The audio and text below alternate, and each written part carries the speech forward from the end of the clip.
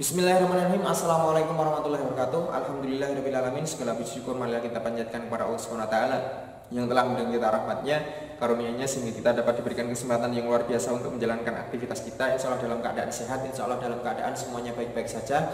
Dan mudah-mudahan Ustaz doakan apa yang terjadi pada kita, apa yang terjadi pada dunia saat ini bisa segera kembali pulih, bisa kembali ke aktivitas normal kita, yakni belajar di sekolah. Kemudian selawat serta salam marilah kita aturkan pada baginda Nabiullah Muhammad SAW, karena dengan perjuangan beliau sehingga sampailah Islam kepada kita, karena dengan perjuangan beliau sehingga sampailah agama yang nantinya menjadi satu-satunya agama penyelamat kita di yaumul akhir nanti. Oke, pada kesempatan kali ini Ustadz akan membahas berkaitan dengan materi tentang pubertas. Jadi sebagaimana Ustadz sudah jelaskan di subtema 1 kemarin bahwa dalam perkembangan dan juga pertumbuhan manusia itu mengalami beberapa tahap. Yang pertama tahap bayi, berarti kalau bayi di usia 0 atau dia masih bergantung pada ASI ya, air susu ibu. Kemudian setelah ada dari tahap bayi kemudian ke tahap balita.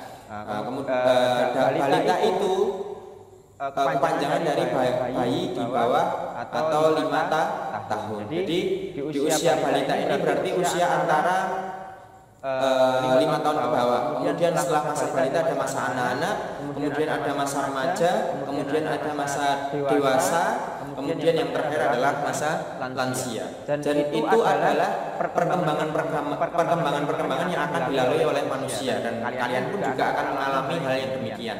Walaupun memang kalian baru pada tahap remaja ya. Jadi nanti Ustadz jelaskan kriteria untuk menentukan bahwa kalian remaja itu nanti di mana. Seperti itu nanti Ustadz akan jelaskan. Oke. Pada tahapan ini di subtema 2 dan subtema 3 Ustadz akan menjelaskan berkaitan dengan tahapan remaja, yakni tahapan di mana kalian saat ini sudah mengalami. Ustadz melihat dari keterangan World Health Organization atau organisasi kesehatan di bawah PBB, atau biasanya kita kenal dengan yang namanya WHO ya. Jadi itu mengatakan bahwa masa remaja itu sekitar usia 10 sampai 19 tahun. Jadi kalau misalkan kalian sudah berusia antara 10 sampai 19 tahun, menurut WHO berarti sudah masuk di masa remaja.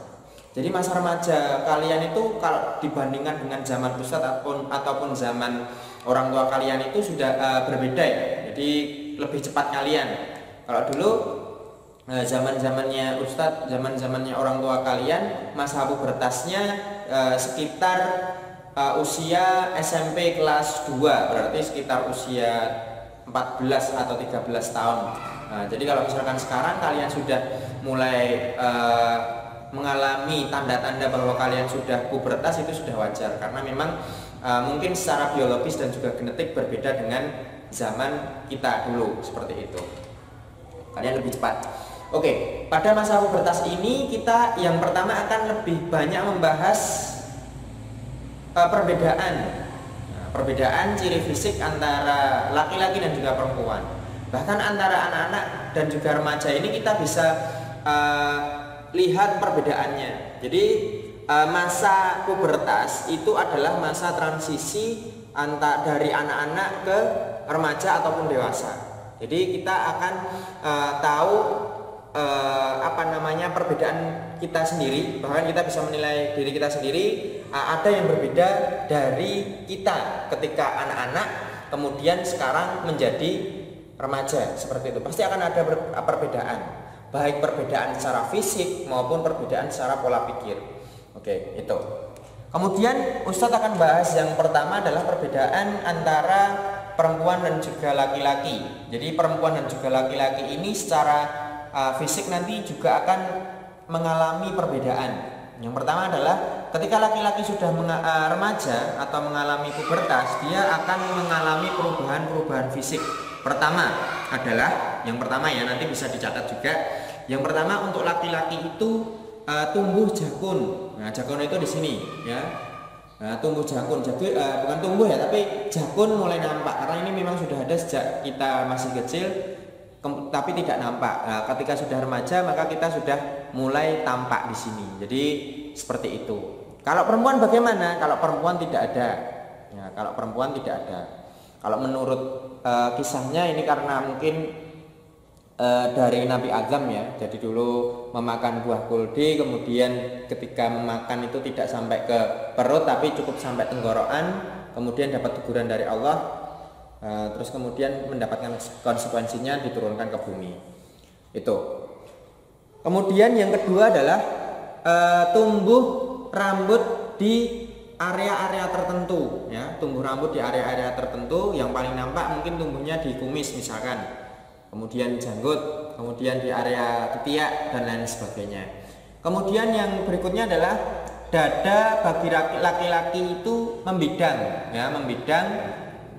Kemudian massa otot bertambah, kemudian kelenjar keringat mulai banyak. Jadi kalau misalkan kalian bisa membedakan ya, coba kalau kalian punya adik ya, coba bau keringatnya itu pasti lebih kecut ya.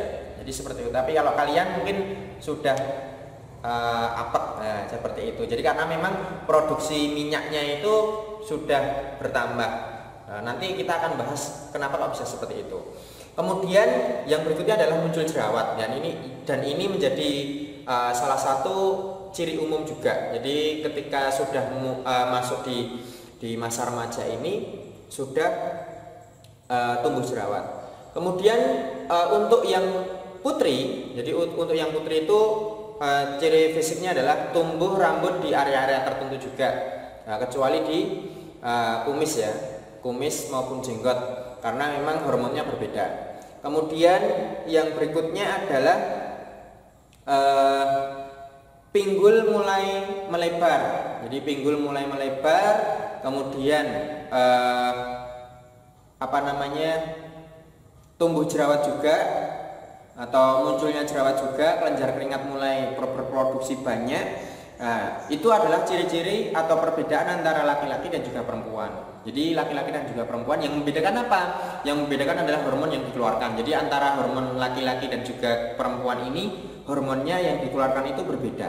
Itu tadi ciri-ciri atau perubahan sekunder. Kemudian ada perubahan primer. Jadi perubahan primer ini yang menandakan bahwa anak-anak tersebut sudah masuk secara biologis ya untuk di masa remaja. Perubahan primernya apa?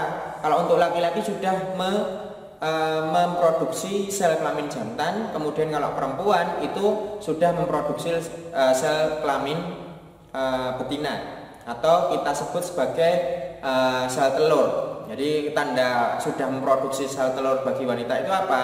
Jadi munculnya menstruasi. Ya, seperti itu. Itu perubahan primer.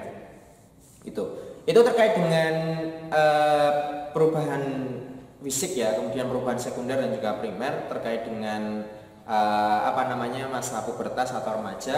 Kemudian dari sisi fisik tadi sudah, kemudian yang melatar belakangi itu apa? Karena memang Ustadz sampaikan tadi, hormon yang diproduksi oleh laki-laki dan juga perempuan itu berbeda. Maka munculnya pun juga ada perbedaan antara laki-laki dan juga perempuan. Seperti itu. Hormon itu apa? Hormon itu adalah zat yang merangsang tumbuhnya produksinya organ-organ tertentu. Jadi seperti itu. Kemudian untuk berikutnya perubahan pola pikir.